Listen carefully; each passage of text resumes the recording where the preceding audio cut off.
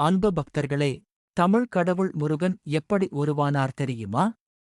முன்னொரு காலத்தில் சூரபத்மன் என்ற அசுரன் தேவர்களை மிகவும் துன்புறுத்தினான். அவனை அழிக்க சிவபெருமானின் மகன் மட்டுமே முடியும் என்று வரம் இருந்தது. அப்போது சிவனாழ்ந்த தியானத்தில் இருந்தார். தேவர்கள் அனைவரும் பார்வதி தேவியிடம் வேண்டினர். பார்வதி தேவியின் கடும் தவத்தால் சிவபெருமான் கண் திறந்தார்.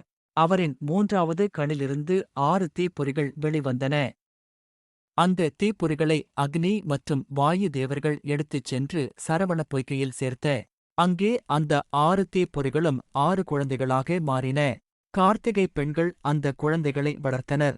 பின்னர் பார்வதி தேவி அந்த 6 குழந்தைகளையும் ஒன்றாக அரவணைத்தார். அப்போது 6 முகங்களுடன் அருள்மிகு முருகன் தோன்றினார். அதனால் அவருக்கு ஆறுமுகன், கந்தன், சரவணன், சுப்பிரமணியன் என்ற பெயர்கள் வந்தன. பின்னர் முருகப்பெருமான் தனது வேலால் சூரபத்மனை அழித்து தேவர்களை காப்பாற்றினார். வெற்றிவேல் முருகன் காப்பார்.